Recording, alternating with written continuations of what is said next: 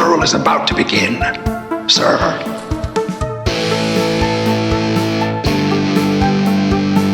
I think we just picked up Dracula. It's got a death curse.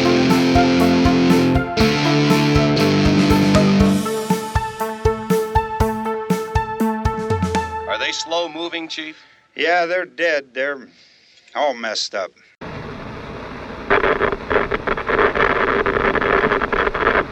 Welcome back to another episode of Never Not Horror Quick Cuts. Quick Cuts is our off-week episode where instead of doing a deep dive movie review, we do something else, and today it is going to be the next and sort of last entry in the Horror by the Decade series. Won't be the last entry forever, and it's not even last entry now, but as far as counting backwards, it is. So we are going to be looking at movies from what we're calling pre-1930, so the 1920s or anything that came before that, more commonly the silent era of silent movies. I am Steve Clark. I am Rich Hansel.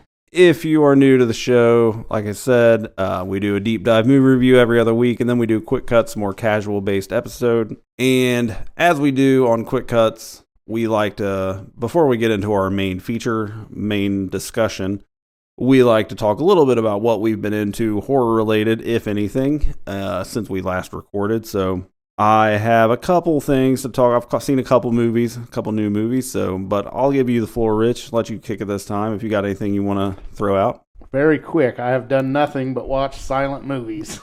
You've done better than me. Yeah, that's really. it. Okay. I really have not watched much of anything.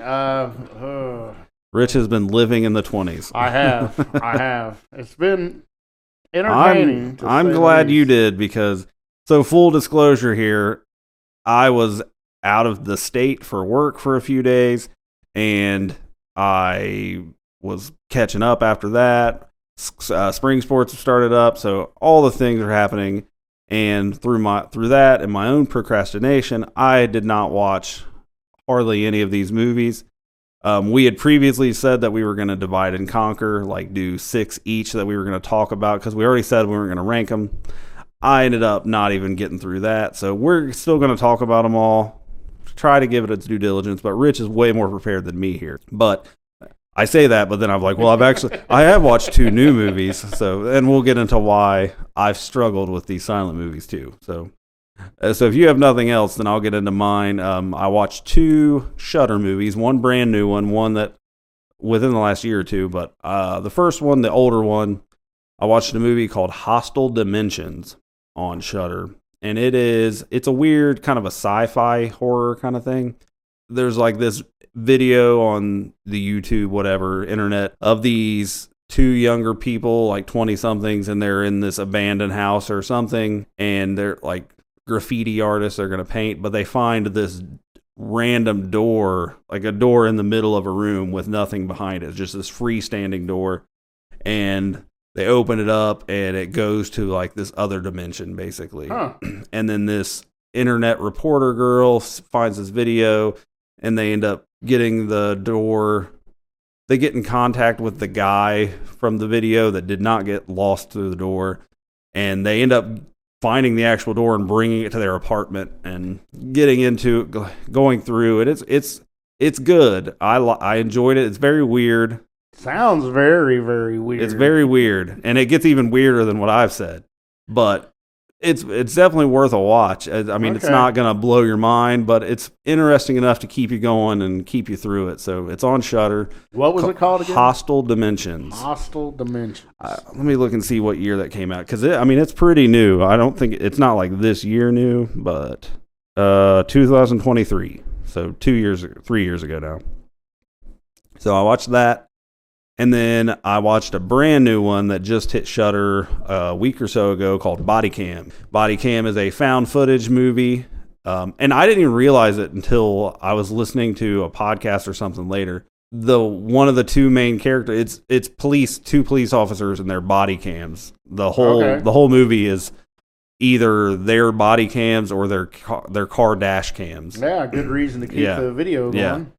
But one of the cops is the dude from Grave Encounters, like the main guy, like Lance Preston, He's one of the cops. But these two cops get called to a house. It's like a crack house kind of thing for some sort of disturbance, and they go in, and one thing leads to another, and the one cop shoots a guy, like a drug addict guy that like comes at him, and it turns out that he was holding a baby under a blanket.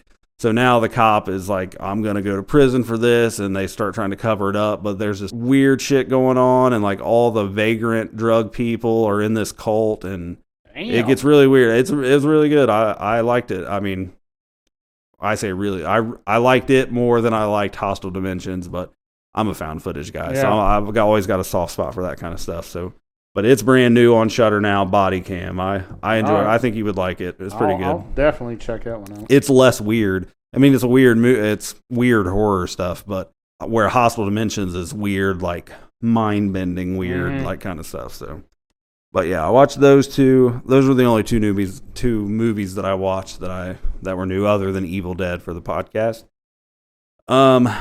I finished rereading Stephen King's and Peter Straub's The Talisman, which is more of a fantasy. It's very Dark Towery if you've read that stuff. So I'm reading that, and then I started reading or listening to the second Talisman book, Black House, which I have never read. So that is a first time read for me.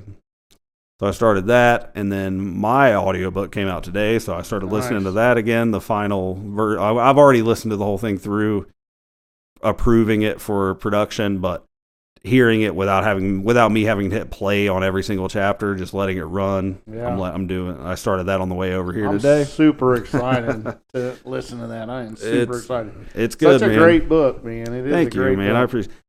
I will say that listening to it, to hearing someone read it and listening to it, it had ups and downs. Like, part of it, I'm really proud of it, but at the same time, it's my first full-length book, and there are a lot of mistakes in it, like things that at this point now as a writer, I hear it, it's like, Jesus Christ, like continuity things that like don't match things earlier in the book that I just stick out so much to me now that it's just going to haunt me forever. Oh, that's when you get a professional editor, that's when they'll take care of that. Right, yeah. If ever get to and it was edited, but I know to your point, like traditional, like if I ever make it to the big times, like New York publishers, like they'll catch that kind of stuff. So nothing major, just, I guess, being your own worst critic.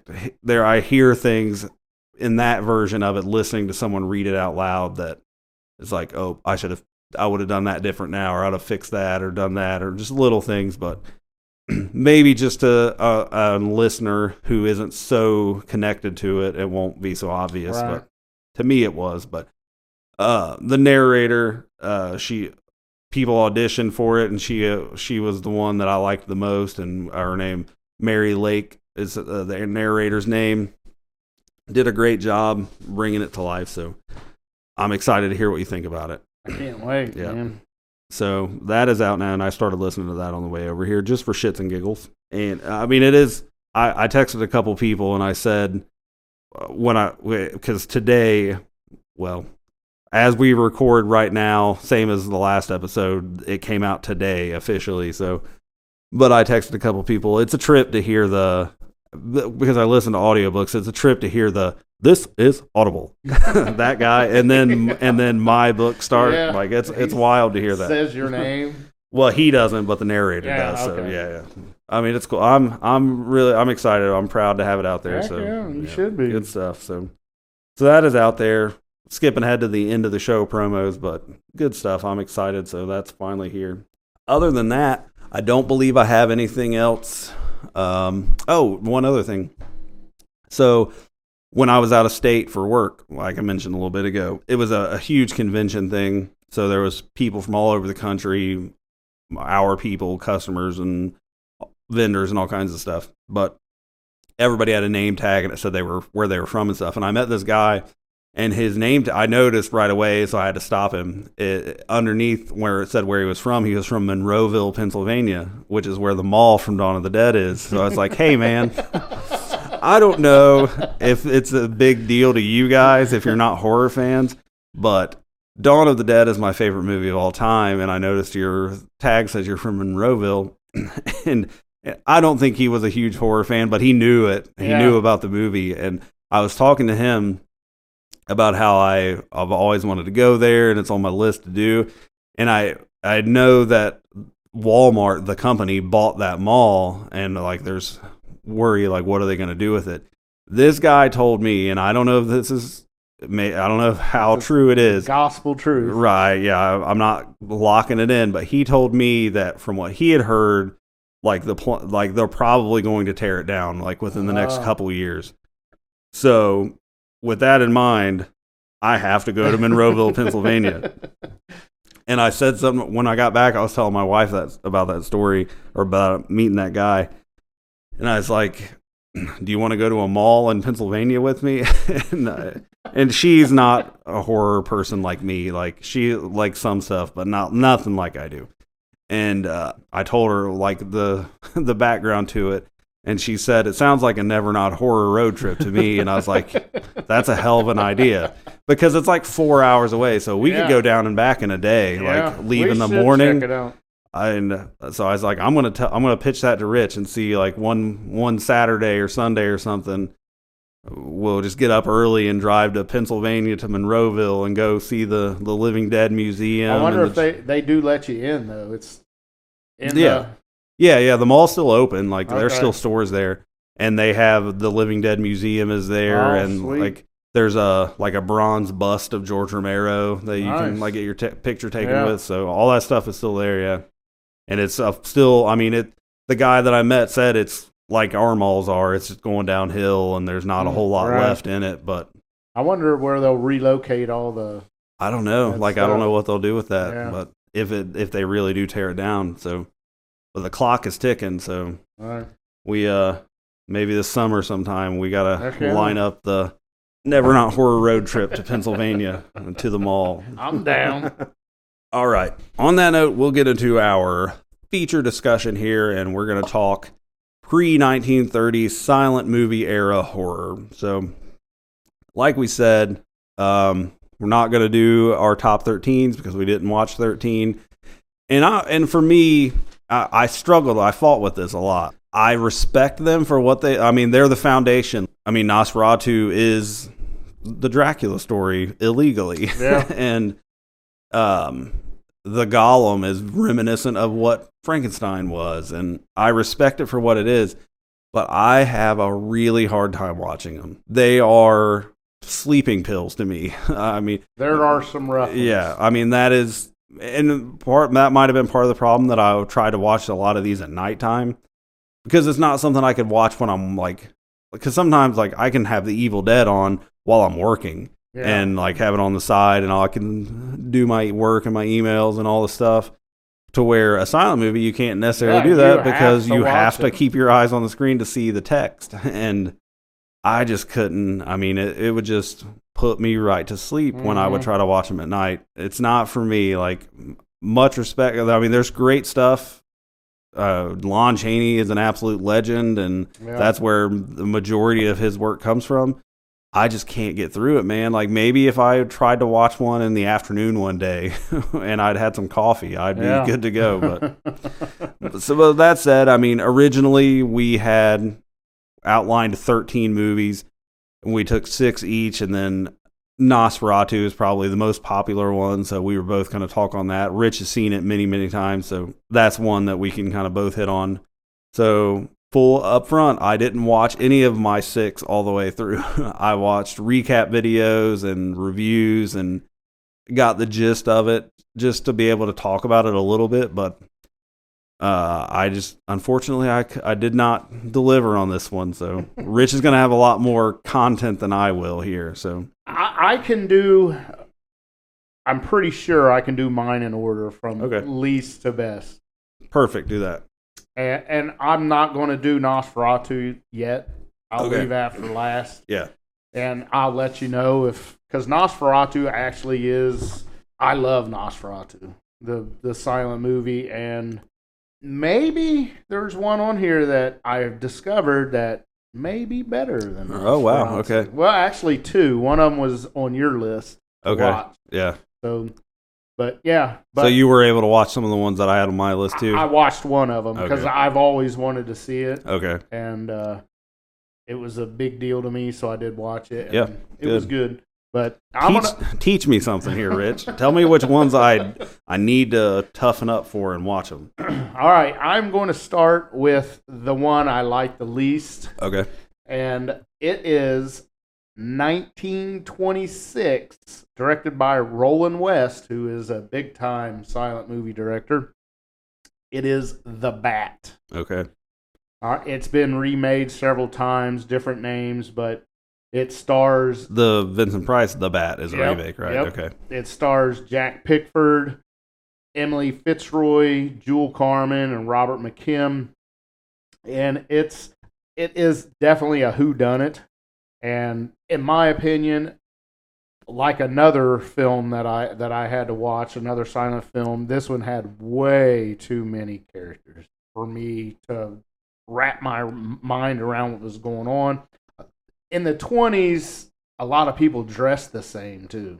Yeah. And it's black and white. So even figuring out what character is which, they switch camera angles and you go It can from be one easy char- to mix I'm like, people up. So who was that again? Who's that? And just way too many characters for me in The Bat. And it even had probably way too many twists and turns, if you can believe that. I mean, it does. It has a lot of twists. Just when you think it's going to go one way, it flips and goes the other. But it kind of loses me where I lost interest in it. The ending, the big reveal of who the Bat was, is really underwhelming. I was like, what in the world? I sat through this. and it's just, at the end, I'm like, man, that was a waste of time. Honestly, I didn't like this movie at all. Okay. I did sit through it and watch it, but the whole thing is about some jewels getting stolen, and it is the Bat who leaves a note, and it's just, it was hard. And I will say that what's the guy that created Batman? I can't remember his name. But anyways, he actually came up with the Bat from Batman from these films. Not necessarily this one, but there was one called, I think it was called The Bat Whispers, that came out in the 30s. That was kind of a remake. But they actually, and he used grappling hooks and ropes and scales buildings and stuff and steals jewels. Okay. So Batman was created by writer Bill Finger and artist Bob Kane. there you go. And they were inspired by the Bat and the Bat Whispers. Okay. All right. But yeah, that one was the worst one for me to watch. Was it the worst movie ever seen? No, but it was pretty damn rough one to get through. I mean, it was really rough. All right. And I know there's going to be some people out there that love Roland West as the director, but man, that one was tough. And Roland West did direct another one that I watched as well. So Okay. this is the worst Roland West movie that I watched. And that brings us to that next Roland West. Okay. So this one was better. It's more of a comedy horror. It is a year earlier. It is 1925, and it does star Lon Chaney. Okay. And it is called The Monster, 1925. And this one was, when I first started watching, I thought this is going to be good. And it starts, well, I'll go through. Lon Chaney plays this demented doctor who was he's in a sanitarium, and he goes crazy. Well, obviously he's crazy, but he was once a very good doctor. He goes insane, gets put in a sanitarium. Well, because he was so smart, he takes over the sanitarium and holds the real doctor captive, and they start running scientific things on the inmates from the sanitarium, and it goes off the rails. But it's Lon Chaney, Johnny Arthur, Gertrude Olmsted, and I did notice that there's a lot of actors in these silent movies that were in the other ones too. Yes. And it's very similar to the Universal stuff. Yeah. There's a lot of crossover between actors. But yeah, it's just once great surgeon. He went mad and he was put in the sanitarium where he's a patient. He took over the sanitarium and performs operations on all the other inmates. And then with help from 3 other inmates that are kind of his henchmen. They kidnap people, and it's pretty funny because it's like Roadrunner stuff. I mean, they put a mirror in the middle of the road and put bushes around it when you're driving down the road, and then when their car gets close to the mirror, they think they're about ready to have a head-on collision, so they jerk the wheel, crash the car, and they kidnap those people. That's pretty smart, really. Yeah, but it is definitely Roadrunner Acme stuff. Tracks. So, and what he's doing is he's trying to, Lon Chaney's character, Dr. Ziska, is trying to come up with a way for eternal life. So what he's trying to do is be able to transfer a soul from a dying person and transfer it to a younger person so they can continue living. It is messed up. It is very messed up, and it's kind of, I'm sure it's not the first haunted house movie, but this sanitarium, there's a lot of corridors and creepy hallways and stuff. So it is kind of a haunted house movie as well. But we end up finding the real doctor and some of the other people that were kidnapped that were from the local town, and there's police and detectives, and it is comedy too, and there's a up-and-coming detective that wants to try to solve the case, and just a goofball. I think he was actually a comedian back in the day, and you know how comedians, even now, they get movies. Yeah. And he was kind of funny, but also kind of annoying, but he kind of stumbles along, and actually at the end, he's the one that foils the plan, and he becomes the big hero, but better than the Bat, but there's more way better than that, even on your list. Okay. So that was The Monster. Now we're starting to get into ones that are actually pretty good. Okay. I found them pretty good. And the next one for me is also going to be from 1925. This one, I'm sure everybody knows this one. It is The Phantom of the Opera. Yep. This is among the most popular. Yes. Again, stars Lon Chaney Yep. as the Phantom, or Eric, if you will. But directed by Rupert Julian, based off the Gaston Leroux 1910 novel, The Phantom of the Opera. Have you read that? I have not. I've tried, and I couldn't get through it. I have not either. That does remind me, though, very quickly. I should have said this before. I told you. I think last time I was reading Jekyll and Hyde. I finished that, and I finished the Body Snatcher story.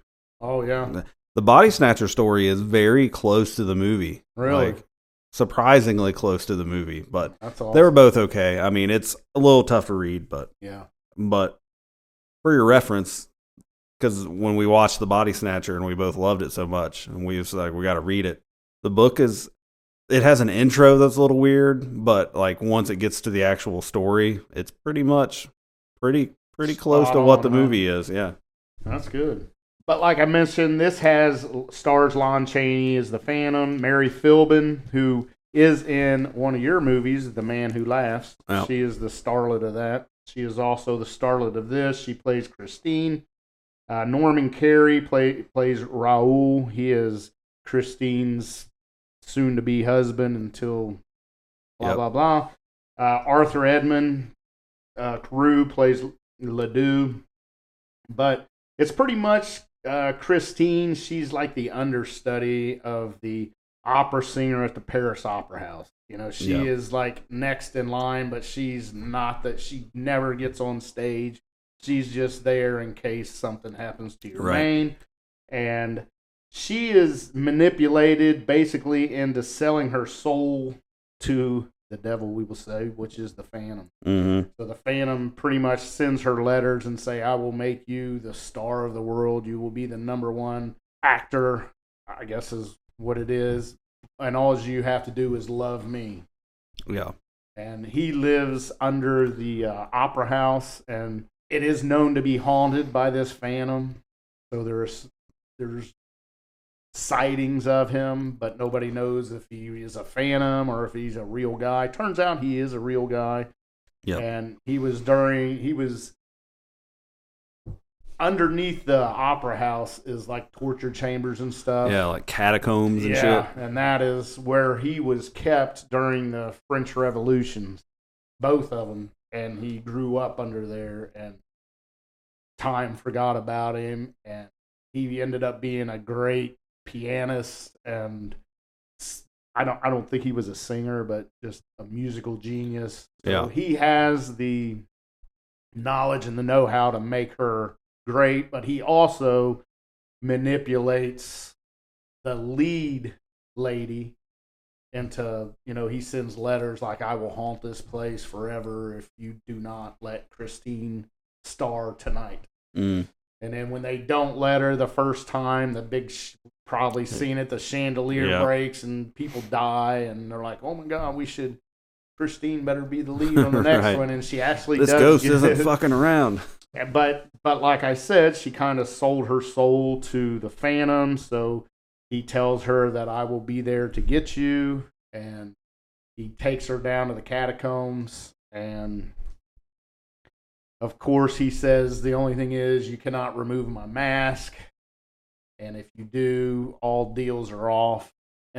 And of course you saw everybody's seen it. It's one of the most iconic scenes in all of horror.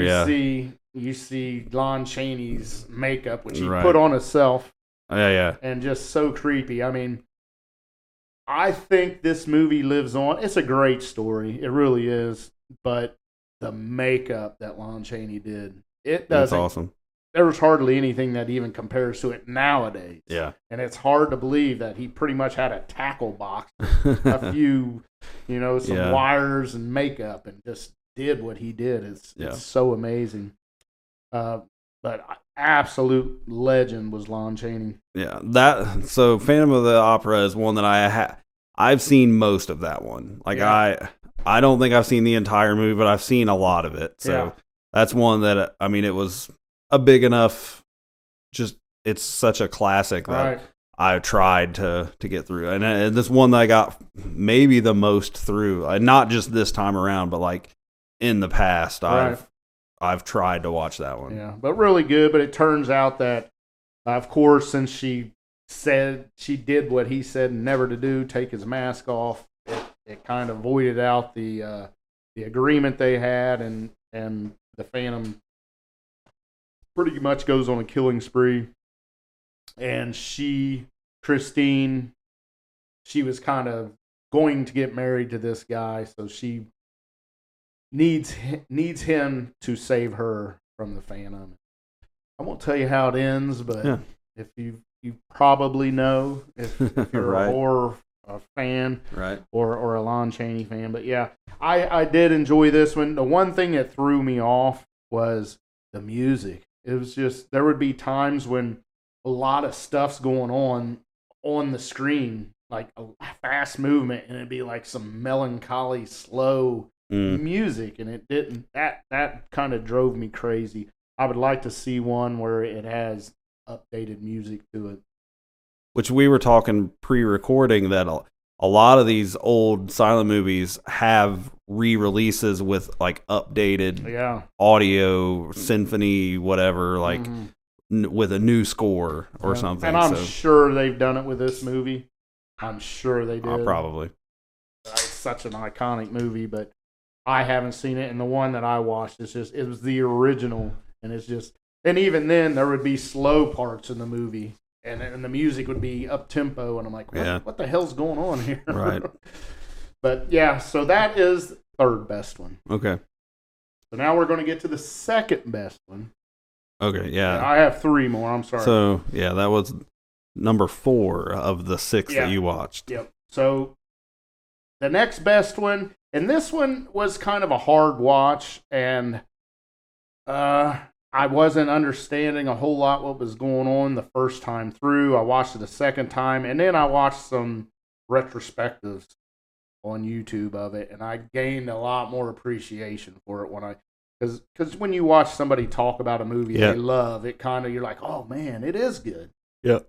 But it is 1927's The Cat and the Canary, directed by Paul Lenny, who was an absolute legend. He did The Man Who Laughs, Waxworks, and he died in his 40s. He only did 4 American films. He came over from Germany, and one of those films is a lost movie. Mhm. So he only there's 3 American movies, and I think he was 44 and he died from a toothache. Like he got an infected tooth and it went to where back then, that happened. So he was in his 40s. But doing some research and other things, I learned that he was probably going to be the director of Dracula. Oh, wow. Yeah. But he died, and then it didn't obviously come to fruition. Dang. And the lead is Laura LaPlante, and she plays Annabelle West, and there's Creighton Hale plays Paul Jones, Forrest Stanley's in it, Martha Maddox. And I will say Martha Maddox, she kind of plays her Mammy Pleasant she is, and she's a housekeeper at a haunted house. This is another haunted house film. And what happens is an old man, Cyrus West, he died, and he was driven crazy by his family. They all wanted his fortune, so they was all trying to manipulate him into leaving his fortune to them. Well, and he kind of thought of them as cats, and he was the canary. They was all trying to get to his fortune, and it drove him mad. And so he wrote a will up and said, in 20 years after my death, I want this will read at midnight. So 20 years go by after this. Cyrus West dies. He's got this big giant mansion. It sits empty for those 20 years, except for Mammy Pleasant, who is played by Martha Maddox. And she is incredible in this movie. Really incredible.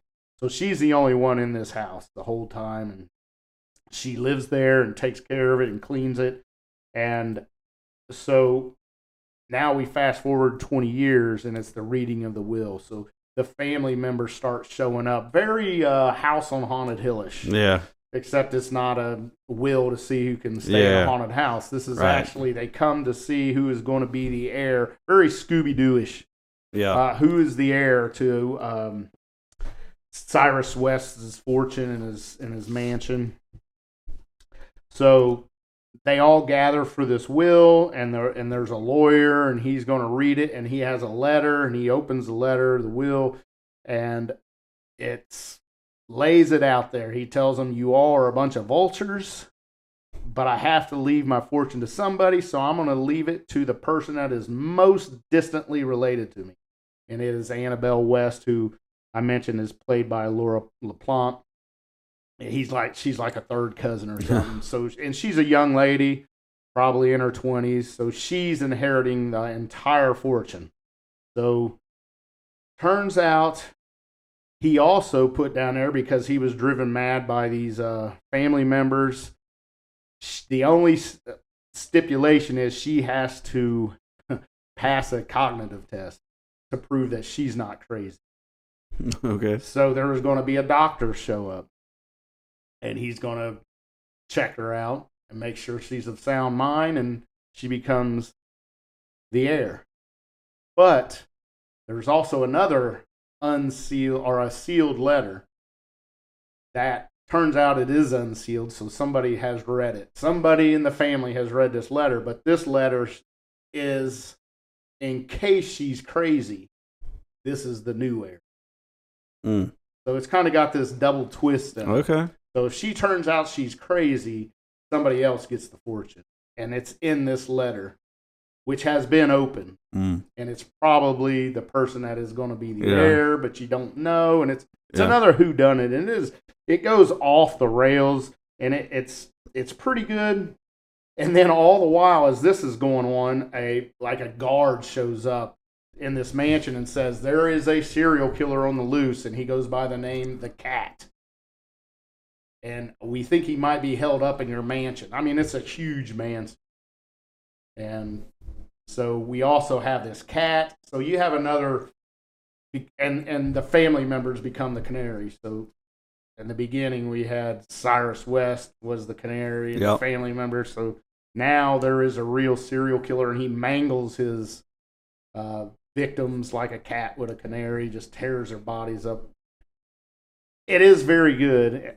I hope it sounds good. It does. Like, I'm intrigued. Yeah. Like, and my kind of distaste for silent movies is, I've been wondering, like, is there a modern remake, or not modern, but like a 30s, 40s remake of this? Yes, there is. Yep. I would be. I mean, sounds like I should watch the original, but I would be curious to see another, like, a talkie remake of it. Laura LaPlante is very good. The one that plays Annabelle West, the one that ends up being the heir. She does a fabulous job, and she was also in The Man Who Laughs. Just really good job. But I think Mammy Pleasant, who's played by Martha Maddox, the housekeeper, she is, I think, hands down the best actor in this. And I looked up her credentials, and she must have been in 50 silent films. And she's an older lady in this movie.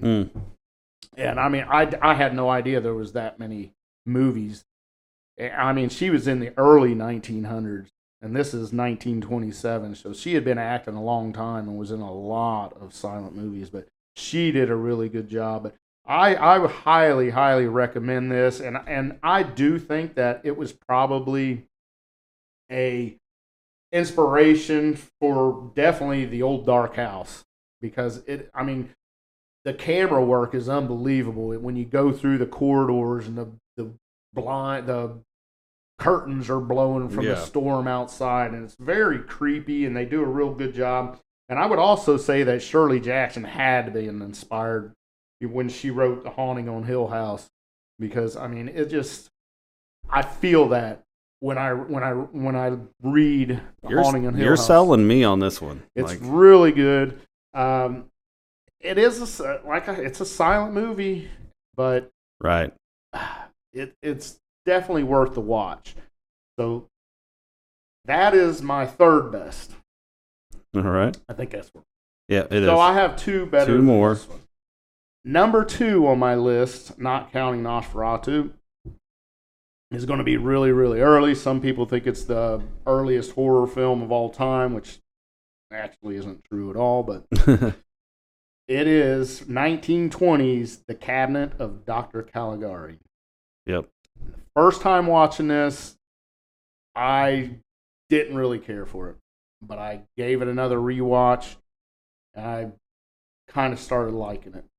And now that I've even watched The Man Who Laughs, even made me like it more, because the actor Robert Veen Vinet, or whatever his name is plays the Man Who Laughs. And he is a hell of an actor. I'm sorry, Robert Veen directed it. Conrad Veidt was Cesare, and he is like I guess I'll get right into it.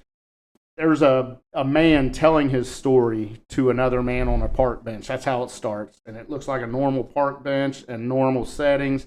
And he says, "I have seen the most horrible things in my life. Let me tell you it." And that's, it says it on the subtext on the screen. And then he goes into the story. And right away, like when he's telling the story, it's just like drawn on settings. I mean, it is bizarre. There's nothing that I can think of that compares to it. The only thing I can think of is Tim Burton's films.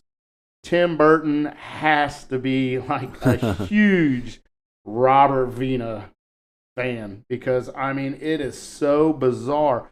But when I watched the movie the first time, I didn't get it. And I'm like, man, this is awful. Why is this stuff? There's angles. Yeah. Like even shadows are drawn on. It's like a big canvas, and they draw the shadows on, and it's just very, very bizarre. But I have a thought to that I haven't heard anybody else say, because I did watch some retrospectives on this too. But he tells his story, and it is about this guy that he applies for a license to go to the county fair and show his exhibit, which is he calls him, I'm going to try to say the word, somnambulist. which is pretty much a sleepwalker, Okay. but they call it a somnambulist. Okay. That's what it reads on the screen, but it's pretty much a sleepwalker, and he's kind of in this coffin thing. And Dr. Caligari is a very creepy looking guy, and he'll wake him up, and then the people can ask him questions, and he can like tell the future, and he's this eerie guy. And this is who Conrad Veidt is. Okay. And his name is Cesare. He is this sleepwalker that can tell the future. So as people come in, our main guy that is on the park bench telling the guy the story, they buy their ticket and they go see it. And his best friend, and the funny thing is, the best friend and our lead actor, Francis is his name, are in love with the same woman. And, they say, well, we'll let her pick who she wants to be. But anyways, his friend asks Cesare, when will I die? And Cesare's eyes open, and he's all Conrad Veidt. I mean, so creepy looking. And he says, you will die by dawn. And he freaks out, and they're like, oh my God. Well, it turns out he dies at dawn. And so now we just have Francis.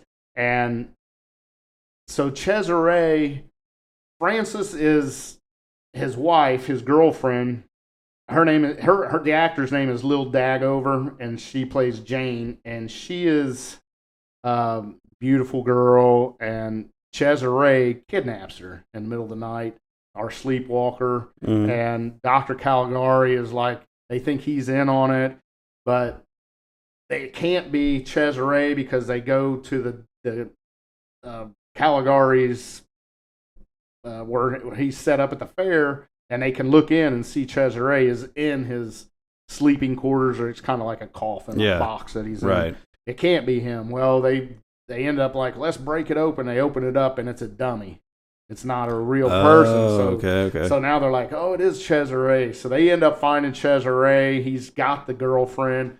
He's kidnapping her. He gets going up this crazy looking angle drawn on setting, and he passes out from exhaustion and dies.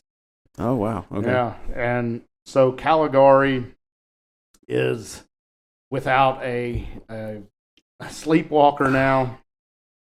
It is so bizarre. I can't even believe I'm talking about it. I mean, but anyways, Caligari, Francis goes to get Caligari, and Caligari ends up, when he gets to Caligari, he is in this sanitarium, this mental hospital, and Francis says, there he is, that's him, that's Caligari, he's the one, and trying to get the mob to attack him, and they're like, no, that's the good doctor, he's the good doctor, and there's this big twist, like, and it does have a double twist, but everybody turns out Caligari is not what Francis thinks he is.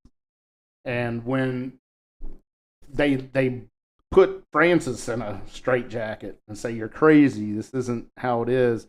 And then when Caligari comes out, it turns out Caligari is the head doctor of the sanitarium. So in my mind, what it is this guy on the park bench at the very beginning, because he's telling the story, and it's kind of a flashback, this whole deal. He is insane. And as soon as he starts telling the story, that's when all the weird angles and the drawn-on settings go. And that's when I thought to my mind, I'm like, this dude is fucking nuts. Because when he's just telling the story, everything looks normal. But when he starts, when it gets into the flashback, that's when everything goes fucked up. And I think to me, that's when you know that he's insane. I mean, they told you that 5 minutes into the movie with the way the setting's painted on and all that stuff is in my mind, because after he gets back to the sanitarium, everything's like normal again. And then you find out that Caligari is a good doctor, but he just made up this fucking story on this park bench to tell this guy how it's fucked. And it is just bizarre. But Robert Vina, to me, I think is awesome as a director. I want to see more of stuff he made. And Conrad Veidt was really good as Cesare. Yeah. And Dr. Caligari was even good. And I will say, on The Cat and the Canary, I mentioned how there was a doctor that came in to examine her to make sure that she wasn't crazy. Right. Looked exactly like Dr. Caligari. Okay. I mean, it was not the same guy, but he had all the features, had the hat and his creepy smile. The cliche doctor of the 20s. Yeah. But I know it sounds so bizarre, but it is definitely worth seeing. The music isn't that bad. It's not as bad as Phantom of the Opera, which that one I could not get into. I would, if you're going to watch Phantom of the Opera, I say mute it. That's how bad it was. Just so annoying. This one is not that bad. So that is my second best one I want. All right. You're number one of the ones that were on your list to watch. My favorite one by a long shot. As much as I like The Cabinet of Dr. Caligari, I thought it was really good, very much worth watching. Number one on my list is 1927's The Lodger, a story of the London fog. So good. Directed by Alfred Hitchcock. It's so bizarre that he did Psycho. So, I've never heard of this movie. Like, when you said you had it on your list, I'd never even heard of it. But I meant to mention at some point in one of these Horror by the Decades that I had no idea Alfred Hitchcock was directing movies in the 20s. I did not neither. To me, Alfred Hitchcock is Psycho and The Birds. Yes. You're talking in the 50s and 60s. Yeah, no idea that he directed silent movies. I was so surprised, and it's so obvious the way it's shot and everything, though, that it was Alfred Hitchcock. Wow. Yeah, very good movie. I did not know that. But it stars Ivor Novello as the lodger, and I'll get into that. June Tripp plays a young lady named Daisy Bunting. She was in Les Miserables, the old one. Malcolm Keane plays a guy named Joe Chandler, and it is based off a novel called The Lodger by a lady named Mary Belloc Lowndes, I think is how you say it, and she kind of based her book off of the Jack the Ripper killings. So imagine Jack the Ripper, really. And what it is a stranger comes along and rents a room from the Buntings, who is Daisy Bunting, who I mentioned was the starlet of the movie. Her mom and dad have a bed and breakfast.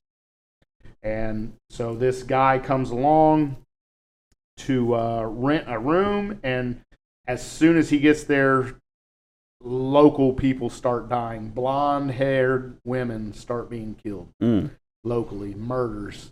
And nobody knows who it is, but this guy, the lodger, he is a little bit suspicious, and everybody starts getting really suspicious that it might be him. He's coming home late at night, and it's being quiet so not to wake people up, and on the night of a murder. So the Buntings, the people that own the bed and breakfast, are starting to wonder if it's him. In the meanwhile, Daisy is kind of fallen for this guy.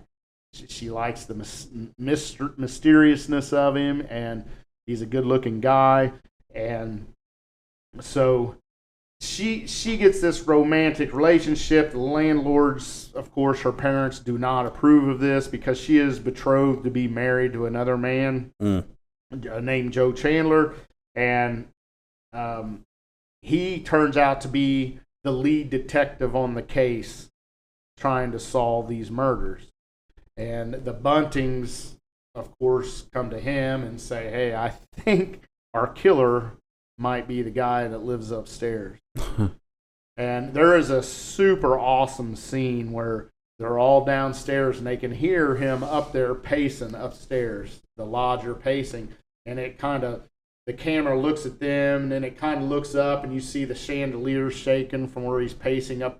And then the camera looks back at them all, and they're all looking up, and the camera goes back up, and Hitchcock uses a glass floor so that the camera can see through the floor and you see him actually pacing. That's cool. It was a wild shot. I thought, man, that has to be a first. People had been blown away to see that. I mean, it was so awesome looking, but you just see him up there pacing. Obviously, they don't see him, but they want you as the audience to be able to see what's going on. That's pretty cool. It was. I was like, wow. It just shows the genius of Alfred Hitchcock, I think. Early on like that. I mean, who would have thought of that? No other movie had a scene like that I watched. Yeah. The Cat and the Canary had a lot of creepy corridors and stuff, but man, that scene was awesome. That's cool. So, I don't want to go into it, but I will say that the book was written for, I don't know, I might as well say it. You can't spoil a 100-year-old movie. Ivor Novello was like a huge actor back in the day. He was like one of the best. And in the book, you're left with not knowing what happens. You're left, and that's how those Alfred Hitchcock wrote the script too. Like, you're left not knowing, is he the killer or is he not the killer? But the production company said you cannot let everybody know or everybody think that he could be the killer. He's like the leading man of film right now. So they actually rewrote it and made Hitchcock rewrite it to where he turns out not to be the killer. I got you. But the whole movie, I mean, it points to him directly. It's like, you are the guy, you're the guy. But he does such a good job acting, and everybody does in this movie. And I was sucked in just by Hitchcock's, his style, man. And once you watch it, you're like, man, that is wild that Hitchcock was making movies in the fucking 20s. And you can see it. You can see how he moved stuff over into the 50s and 60s with those movies we mentioned, the Birds and Psycho. Yeah. I mean, he used the same techniques on those, and the writing is on the wall that this is Hitchcock. And I had no idea when I started watching this. I had no idea it was Hitchcock. I can't remember which one it was, but I came across it and I was like, are you serious? He's been directing since the 20s? And man, this is a really, really good movie. I absolutely loved it. This was the best one out of the 6 that I had to watch, and I enjoyed it, and I will watch it again. It was that good. Damn. All right. Yeah. You're selling me on some of these. All right. Well, I didn't watch shit. So we're gonna do our best here. So I had a list of 6 movies, and so you've hinted that you watched at least one of my 6. So I'm just gonna go through them here, and we'll talk a little what we can about like what I saw. So the first one we'll hit on is 1920s Dr. Jekyll and Mr. Hyde. Dr. Jekyll and Mr. Hyde from the 1930s was my number 2 on my 30s list. I really loved it. So, and I did watch some of this one. Mm-hmm. This was, I mean, I'm not going to beat the dead horse. Like, I just struggle to get through these, but I mean, it's solid. It stars John Barrymore as Dr. Jekyll and Mr. Hyde. He does a really good job. Yeah, he is. The transformation scenes are good. Like, I mean, to where the one in the 30s was like film trickery with the red lights and stuff and red paint. This is just physical acting and that kind of stuff. So, but it looks really good. And there are even earlier versions of Jekyll and Hyde because the story is from the 1880s or something. So there are earlier versions. Some are lost films. Some are available in some form or another. But this was, I think I saw that like there were 3 different versions filmed in 1920 even. Man. But this was easily the best one. Yeah. So, and then the 30s one was the next really big one. And I adored that movie. Mm-hmm. So have you seen it? I have not watched the silent movie.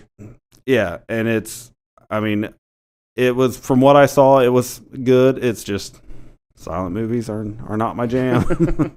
So, not much else to say on that one. It was directed by John S. Robertson. Basically, John Barrymore's performance is what carries this one. Yeah. So there's that one. Then we had a movie another from 1920 called The Golem, or How He Came into the World. So, have you ever seen this? I The have Golem? not. So, I wanted to watch this one, but it was costing me.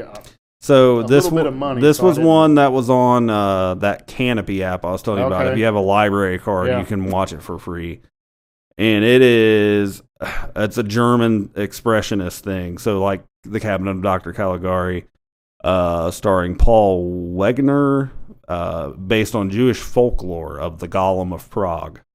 So, and I've heard that there's comparison to this is almost similar feel of Frankenstein, Mm-hmm. but it's about this stone golem statue that comes to life, and he looks like He-Man. He's got He-Man hair. There's a picture of what he looks like in the movie. Yeah. Yeah. He's does got look straight up like He-Man He-Man. hair.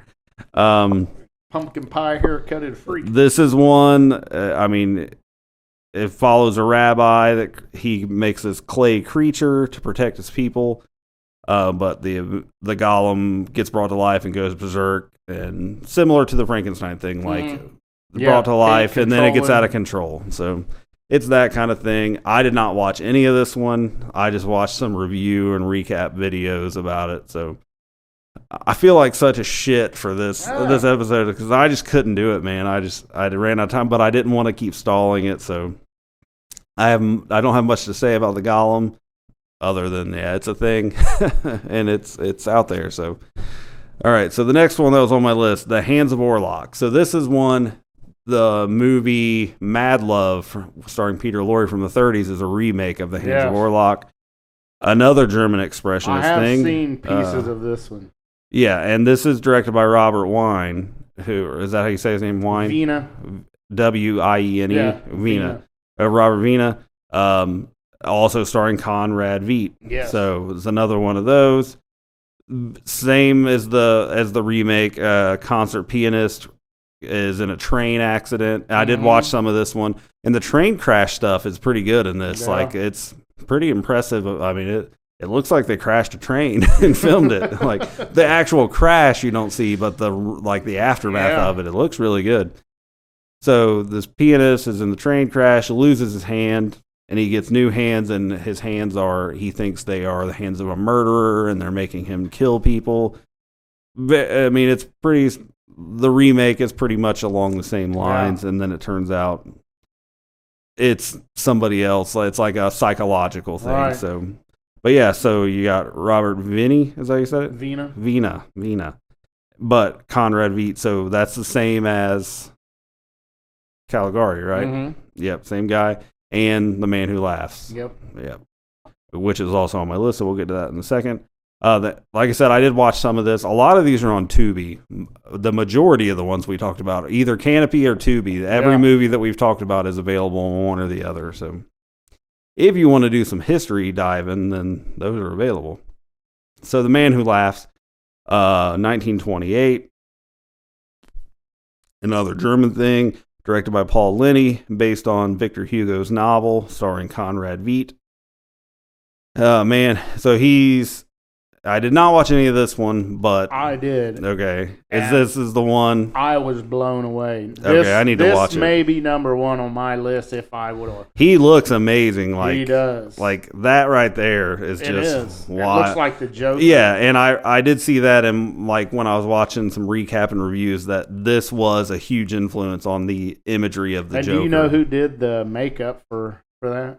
Who was it? Jack Pierce from Frankenstein. Oh, Yeah. he's rock solid. Fuck yeah. Yeah. Yeah, this is, the imagery is great. Like, he looks fantastic. And from what I gathered, like, he was disfigured as a kid. Yeah, he was kidnapped to be like child traffickers, like would kidnap this group of people and kill the parents and disfigure the kids and then put him in like sideshow acts. Yeah. And to make money off of them. And it is so messed up. It is very, very, it'll mess you up in your mind. It's just so creepy. But that face and it's just, something else. So you think you would put this above The Lodger? The Lodger? It's pretty close. I don't know. I would. Yeah, I'm going to say yes. I would put Okay, this all right. above The Lodger. But yeah, he falls in love with a girl he does, when he's a kid, he rescues a baby in a snowstorm. Did you get that part? Like the mother had died and he didn't No. he's a little boy, but he saves this little baby and then they catch him and he's already had his face disfigured at this time. He's probably 10 years old or something when he finds the baby. And turns out she's blind, but as she grows up, she loves him. Okay. She falls in love with him, but he falls in love with somebody else and somebody that doesn't, this girl can't see him, but she loves him for who he is. Mm-hmm. And the whole movie, he should have stayed with her, but he got famous. He was like the most famous sideshow. Come see the Laughing Man, I think they call him. So he makes a lot of money and gets famous and falls in love with another lady. And I mean, I couldn't believe that they showed the stuff they did. I mean, almost this close from like nudity. Oh, wow. I was like, what? It shows her bathing, and it's just like she is just off screen enough to where you see all of her legs. Yeah. And like if she bent down a little bit more, you would see her breasts and everything. Yeah. I mean, they got that close. And then she's walking around town and like she's kind of famous too because she's rich. She's like a baroness or something. And the townspeople, she's kind of whorish too at the same time. Okay. But she likes the Laughing Man, because he's famous. The other lady loved him because on the inside. Yeah. but she couldn't see his face. And that the camera, it's such a good movie because he's got that smile, but whenever he gets like nervous or shy, he'll cover it, and it's creepy because he'll pull his face up or a book up and hide that smile. Yeah. And it's just so creepy, but he kind of loses his way, falling in love with this other lady. It's just such a good movie. I really, really liked it. Nice. Okay. Yeah. Well, you you watched it and I did not, so I'll take your word. Yeah, it's definitely a must-see. I would like the thing. Almost going into it until I read up, I almost assumed that was Lon Chaney in the makeup with the smile because it kind of looks like it, and it looks so good that it's on par with his stuff. I felt like. Yeah, but man, Conrad Veidt, what an actor, and he ended up being in.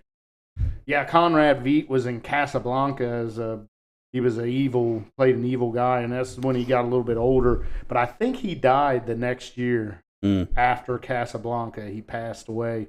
Not at an old age, but I think he was in his 60s. But man, if he could have lived on, I think he would have been absolute one of the greatest actors of all time, in my opinion. He just does so good playing Cesare in that doctor, the Cabinet of Dr. Caligari, and then this one. Definitely an icon of the era. I got two more that I didn't watch. The next one is from 1924, Waxworks. You just mentioned it, so yeah, I did not watch. Have never seen this. This is it's on Canopy. It's another one that you can watch there. It is. So what's interesting about this one is it's an anthology horror film. Oh, so it is, and it's got a pretty smart wraparound too. And I know from watching like review videos and stuff, but it is the frame, like the wraparound story is there is a poet who has been hired to write backstories for wax figures in like a show.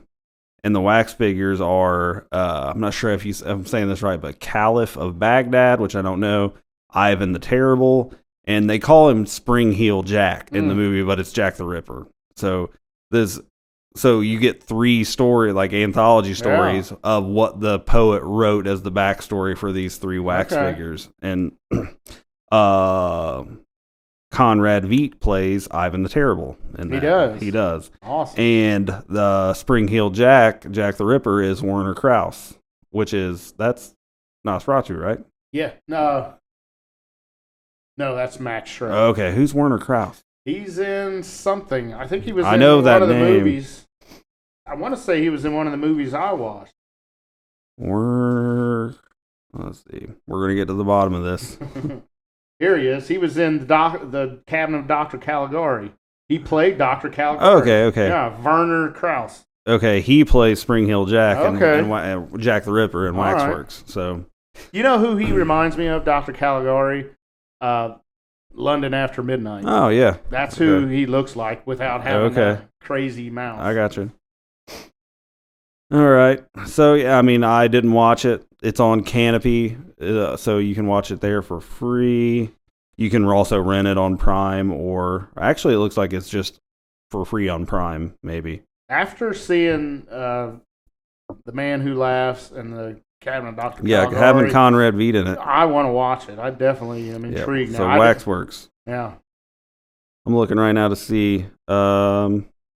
Did you ever watch The Man Who Knew Too Much with Peter Lorre? I did not. Did you? That is an Alfred Hitchcock movie. Is it really? Yeah. I think Todd watched it. Did he? Yeah. I'll see it there. All right. Anyway. So yeah, that one's available. And then the last one that was on my list is probably the most famous one that was on my list. The 1923 starring Lon Chaney, The Hunchback of Notre Dame. I've seen bits and pieces of this one. Of course. I mean, it's iconic. The hunchback makeup and all that. I mean, Lon Yeah. Chaney is just Yeah, the way he unbelievable. climbs those walls and Yeah, shit. And that's right. really him. Some of it is. There Yeah, were some was there stunts. some Yeah, stunt, there were yeah. some stunt. There were 2 stunt doubles, I think, but I saw in like a video about it. But yeah, I mean, just like the hunch thing he wore. I think I saw a thing. It weighed like 30 pounds, and he had like a harness to keep him bent over so that he always stayed in shape. Yeah. like the bent shape. Yeah. And he did all that shit himself. Mm-hmm. He was the makeup artist on all Yeah, that. yeah, and you've got that, like you've mentioned the tackle box earlier, like that iconic picture of Lon Chaney squatting there holding open his tackle box of makeup stuff, and it's just like the guy was just unbelievable. And he birthed Lon Chaney Jr., who was very, very good in his own right. Yeah. So, yeah, I mean, and it's The Hunchback is, I mean, based on the Victor Hugo novel, huge success, making Lon Chaney a major star. And, I mean, just the sets and the makeup, all self-created by Lon Chaney, is just, it's incredible for what it did. I know. I mean, a lot of people when you say The Hunchback of Notre Dame, a lot of people think the Disney cartoon nowadays. But I mean, this is one like so many, like Phantom of the Opera, where it's been remade so many times. To me, going like Nosferatu, which we haven't really talked about yet, but Nosferatu, Caligari, Hunchback, Phantom of the Opera, those are kind of the big 4 of the silent movie era, the ones that are most commonly known, and Lon Chaney is the star of 2 of those. So, yeah, I mean, that was it. And the last one, so that was it for the 6 of mine. But the last one is Nosferatu that we agreed we'd both talk about, because I've seen a lot of Nosferatu, and I know you're a fan. I mean, it's Dracula, so you're a fan. I'm a big fan of it. So, I mean, I'll let you take the lead here, but I mean, I've seen the majority of Nosferatu, and Max Schreck. I mean, he looks creepy as all hell in that movie, and I love that in the 1970s Salem's Lot, that vampire is a Max Schreck ripoff, like 100%. Totally. Yeah. So I mean, it's creepy, and this is one that I did try to sit down and rewatch all the way through this, like prepping for this. And I don't know if it was just the version that I was watching, but it drove me, like, they would show, like, you'd get the screen that has the writing on it, and it would be on there for like 45 seconds. And these movies are coming in at like an hour and 50 minutes. It's like, what the fuck, man? Like, I read fast. Hurry up. Like, can I watch this and fast forward? And you can't. Like 2 sentences. Right. Like, I'm wanting to do like an audiobook thing where I run it at 1.2 speed or something. Yeah. Because it just leaves the text on the screen for too long, and I've read it, and then I could read it 10 times before they change the screen. And And I think it was The Cat and the Canary where it was the opposite. It wasn't on long enough. I would have to. Oh, they were flipping I it would too have fast. to go, hit that 10 seconds back button. Yeah. Yeah, but this one I do get what you mean, especially in the beginning.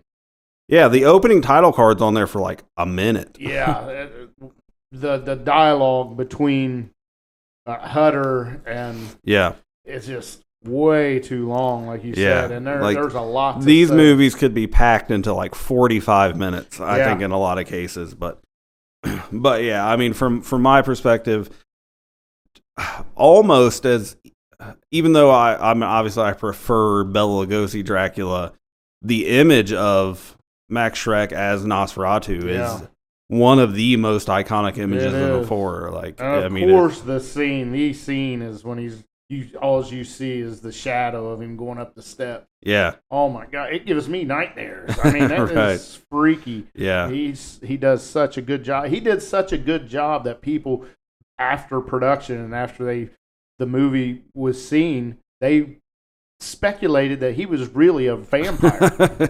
Right. Yeah. And that's where that movie came from, Shadow of the Vampire. That's what that movie is about. You ever seen Shadow of the Vampire? No, I haven't. It has what's his name in it? Plays the Green Goblin in the Sam Raimi. Willem Dafoe. Willem Dafoe plays Max Schreck. And that's what that whole movie is. It's kind of a comedy a little bit, but it is about Max Schreck being kind of accused of being a vampire. He played it so well. Yeah. But yeah, it's directed by F.W. Murnau. Who I don't think he was a huge director back in the day, if I'm correct. I think he did some stuff, but he wasn't like the man. But of course, it is a lost film as well. It was like they got sued by the widow of Bram Stoker for ripping off his novel, and she won, and they had to destroy all copies, obviously smartly, and thank God they saved one. But yeah, it's just pretty much Dracula with different names in it. Yeah, I mean you got your Renfield, or not Renfield, your Harker. Well, Renfield too. He's kind of the main guy at the beginning. With Hutter, I can't remember his name in it. I don't know why I'm brain farting. But he kind of reminds you of London After Midnight as well. He's got the big bushy eyebrows and very creepy. But Greta Schroeder plays Ellen Hutter, who is Thomas Hutter's wife, and just the imagery that they used. I think that's what makes this movie. I mean, the story is great, obviously. It's based on Bram Stoker. F.W. Murnau also did... This was one that was on my list as potentials for this 1926 interpretation of Faust. Okay. Like the Deal with the Devil movie. Yeah. Okay. But I think he was kind of a B director, really. He wasn't like... Yeah. Like Paul Lenny or Alfred Hitchcock or those guys. I mean, I think without Nosferatu, probably not even remembered today necessarily. So such a good movie, and I think that the good thing is, like, I've seen videos of people going to Germany and going to where the scenes were filmed, and it still looks the same. Those old ass buildings are still there, and you can they go on location and film it, and that's put cool. a side by side video. I've seen pictures of like people do that in America. Like I've seen pictures of people like I've like met at conventions or whatever at the Exorcist stairs is one. Yeah, like in one, Washington D.C. Yeah, like that would be cool. But to me, I think when you say, if you just pop up out of the woodwork and be like, silent horror movie, what's the best one? Like, I just default in my mind to Nosferatu. I went in saying Nosferatu is going to be the best, and it's the third best now. Okay. All right. after The Man Who Laughs and The Lodger. Wow. All right. Yeah. So, and I mean, I'm kind of forcing us to wrap here, but I was going to ask you, as someone as like me who just really struggled with this exercise, and like I was gonna propose it to you, like if you had to give me 2, 3, 4 movies that like you really need to give these another shot and try it again. I mean, I think I got it now. Yeah. The Lodger, The Man Who Laughs, Nosferatu, which I've seen most of that one. Mm-hmm. And I would say The Cat and the Canary. That one, I'm intrigued by that one. I'm more intrigued to watch a talkie version from the 30s or 40s, like find one of those. But okay, maybe maybe Caligari, because I haven't seen that. I think you need to watch Caligari just because it's so important to and horror Conrad history. Veidt does such a good job, and the you right away you'll say, "Damn, what's his name? I always forget. Tim Burton." Yeah, that is Tim Burton. Yeah, he directed that. There's no way somebody else directed it, but it just shows that the influence that the old time guys can still have on somebody, 80 years later. I mean, like I said before, like there is absolutely no argument against the impact and the importance of these movies. I mean, this is the foundation that the house of horror is built on, like, and the house of cinema. Like, I mean, this is where it started. Well, it started with stage plays, and then when film became a thing, I mean, the silent movie era is where it started. So it's like the earliest legacy of what we have as movies now. And so the utmost respect for it from that. I just struggle to get through them because they're so slow paced and you really want to give up on them early. Yeah, it doesn't take long to be like, this isn't. But there is some that kind of do. Yeah, but I would say The Lodger, The Man Who Laughs. I'm intrigued. I'm definitely gonna give those a go, man. They caught me right at the beginning, and I was like totally into them. Nice. All right. Well, good deal, man. So on that note, that's gonna wrap the Horror by the Decades, counting down the decades. We didn't do the ranking this time. Well, Rich kind of did his, but so we have more than 2 really, but 2 immediate Horror by the Decades episodes now. So the next quick cuts will be the Horror by the Decades ranking the decades. So we're gonna do the 2000 teens through the 1920s and rank them least to favorite of the decades as a whole. So however you want to work that out, that'll be the next time. So I'm looking forward to that. And then we're also going to do, we talked about it several times. You can do however you want, Rich, but I'm going to take my top 3 from every ranking, except for the 20s because I didn't rank those. And then I'm going to do a top 13 out of those movies. So I'll have like from the 30s to the 20 teens, 3 movies times whatever, and I'm going to make my top 13 up, which is more or less, not necessarily exactly, but more or less going to give you your top 13 horror movies of all time. Of all time. Unless 4 from one decade were in your top, then you would have to leave one out. But in that case, bend the rules. It's our show. Do what you want. Yeah. So if a number 4 is going to beat a number 1 of another decade, put it in there. So however you want to do that. So we're going to do those, and then at some point down the road, not anytime soon, I'd like to do a halfway through the 2020s ranking and do our top 13 of 2020 through 2025. Yeah. But I definitely need to watch more movies, so no rush on that one, but down the road. So the horror by the decades is going to live on for a while. Yeah. But our counting backwards ends here, and then next quick cuts we'll do our decade ranking. So. And I'm going to put some thought into that. I think I'm going to go back through. I don't have my list of all my rankings, so I'm going to actually listen to get my list again. But I think I'm going to go through and like maybe kind of star rank all the movies in my list and do some math to figure out what really is the ones I like the most. Because your gut instinct is to say the 70s and 80s is going to be 1 and 2, but maybe it's not really. Yeah. So once you get them in front of you, it may change. Yeah, so I'm looking forward to doing those. But next week will be a deep dive movie review, and it is your pick. And you told me you already know what you're going to pick this time. Do. This is going to be a wild one for us. Okay, all right. And I have seen it one time, but April 8th is when it will air. Okay. Yeah, April 8th will air, and that happens to be, I kind of looked up like horror significance on April 8th. All right. Kind of cheated to see what it was. Yeah. And there was a few things, but nothing that caught my mind. The only one that did was April 8th, 1955, Kane Hodder was born. Oh, okay. Who we all know played Yeah.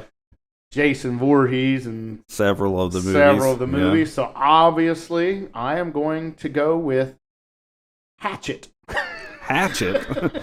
He Not so obvious. I was kidding. Okay. He plays Victor Crowley in Hatchet. I've never seen this movie. I've seen it once. Okay. It's goofy.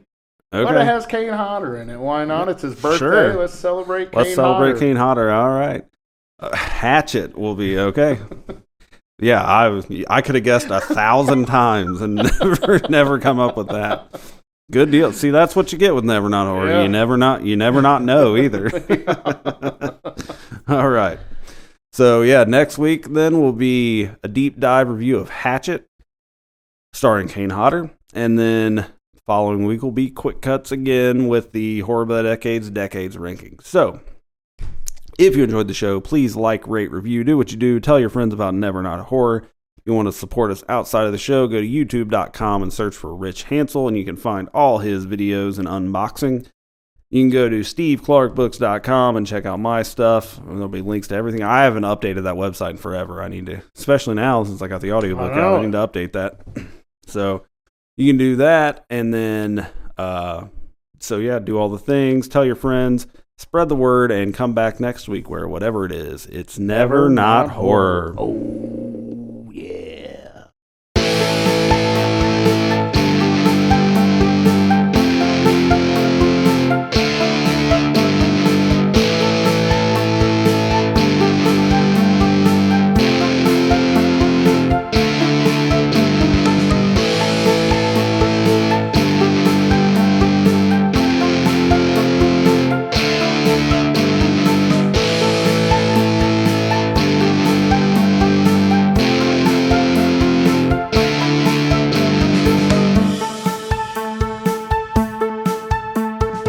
Are they slow moving, Chief? Yeah, they're dead. They're all messed up.